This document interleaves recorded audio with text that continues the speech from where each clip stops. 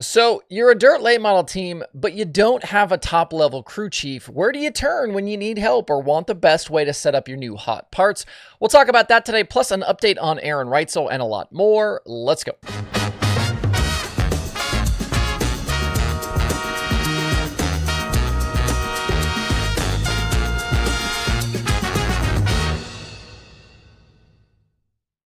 It's Monday, March 17th. I'm Justin Fiedler. This is DIRTRACKR Daily presented by Kubota Genuine Parts.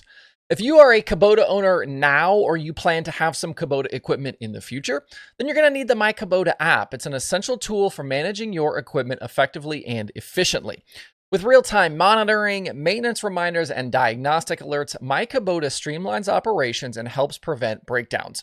You can also access helpful Kubota resources such as maintenance schedules and manuals. You can investigate fault codes, get help with step-by-step guides, and watch video resources to get the most out of your Kubota machine.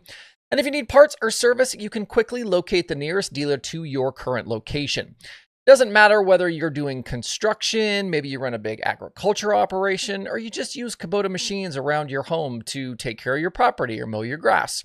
Take control of your equipment and streamline your workflow today with myKubota. Download the app now and experience the difference. You can find the app in the Google Play or Apple App Stores. You can click the links below in the video description on YouTube, or you can scan the QR code on your screen now. A Facebook post a little over a week ago from Brandon Sheppard caught my attention, and I think it illustrates an interesting place we've gotten to, at least in dirt late model racing. We know that across big-time dirt racing, there's a serious lack of top talent in the crew department. And I think especially at crew chief, there are really only a handful of names that I think even seasoned dirt racing fans would know when it comes to crew guys, and finding help is an ongoing problem. It's a difficult life for national touring teams living in toter homes and hotel rooms, and the pay isn't always top-notch. And things then get significantly more difficult as you go down the ladder to regional and more local teams where the budgets get even smaller, and then maybe you need volunteer people. If you want to compete on the national stages, that means understanding how to set your race car up, and finding speed is getting more and more difficult. So if you don't have a top level crew chief guiding your operation, what do you do? Well, there are some options out there. The post I am referring to from Sheppard was about the creation of his Shepp Speed Shop. Shepp obviously back to being the rocket house car driver these days, but he does have a complete late model operation of his own, including crew guys. We saw them this past weekend when the Sheppard Racing B5 made its way to Smoky Mountain for the World of Outlaws late model series races. That B5 team, as we've talked about, will also appear at several other races through the end of April, and there's other races on the schedule for the rest of 2025. But when that team is on the shelf, they are now available to hire as consultants. Shepp Speed Shop is offering services to other late model teams, including race car checkups. You can scale your car with them. They're going to help you with body and sheet metal work and help with setups on a week-to-week basis. These services open to rocket chassis teams only. That shouldn't be surprising. This consulting idea, though, obviously not a new one, and there are a bunch of other options out there for help depending on what type of car or components you have. For example, Vinny Guliani, who was previously a crew chief and engineer across the sport, he's a past guest on DIRTRACKR Conversations from a couple years ago. He's available for Longhorn chassis and Bilstein teams. He currently consults for drivers like Kate Dillard, Trey Mills, Mike Marlar, Tony Jackson Jr., Brian Shirley. You see him in this photo on the screen talking to Kyle Bronson.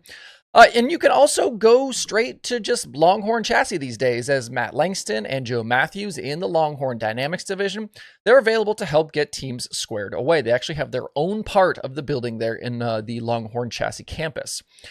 And we've talked previously about the added help that Hunt the Front is getting this season from Talon Center. He's not full-time with them as crew chief, but he's going to be at a bunch of races, and it's officially a consulting deal with him to help out Joseph Joyner, get that Hunt the Front car a little bit closer to the front. These consulting groups and guys, they're fully specced out. They have their own spring smashers and shock dynos, their own shops, many travel. Vinny and Talon obviously will meet you at the racetrack. And with Shepp's deal, you can actually bring your car to them.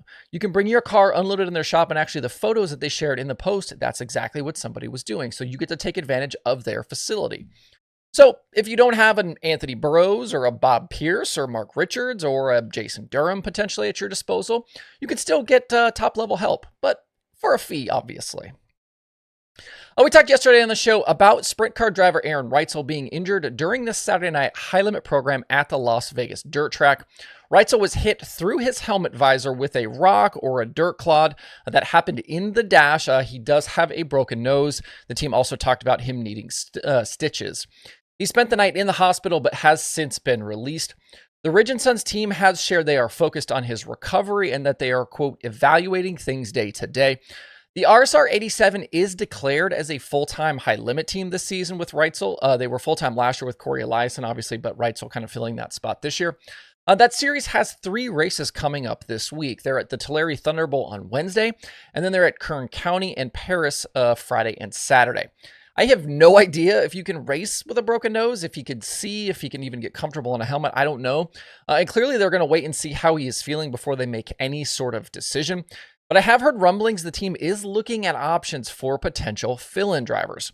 They're supposedly looking at some West Coast guys who could jump in and be competitive to keep them in the owner standings fight, even if Reutzel can't race on Wednesday. The team and driver did earn 25 points for Saturday night's action, so while they're way down the order in 27th, they're only 52 points back, obviously, because it's only been one race. I think there are a number of folks, myself included, who felt like Reutzel could be a serious contender with high limit this season, at the very least for race wins and maybe even an outsider dark horse championship pick. This will certainly, obviously, be an obstacle to the championship part, at least on the driver's side. Justin Sanders hopped in the car on Saturday night to start that feature, but I don't know if he would be a candidate or not. I have not heard what names the RSR team could potentially be talking about. If you're a West Coast driver, though, this would be a good chance to get some seat time with a team capable of winning. I'll keep you guys posted if I hear any more on this front. In Sunday racing action, Sam Seawright took down the $6,000 payday at Duck River Raceway Park in Tennessee. They were able to dodge the weather and go racing. That was kind of all over the Southeast this weekend. The unsanctioned dirt late model program drew 18 cars with Corey Hedgecock, Josh Putnam, Jaden Frame, and Max Blair completing the top 5. Ricky Weiss was in attendance as well. He led the first 12 laps, but was out early and finished 14th. No dirt late model racing on tap. Kind of the rest of the week, we're going to have to really wait until Friday before we're going to see anything. And then again, both national tours in action this weekend. One correction from yesterday. I said Michael Norris won in late model action at Port Royal. That should have been PA Motor Speedway. I had Port Royal on the brain because of that crashed tow truck situation that we talked about. So that's my mistake. He won at PA Motor Speedway.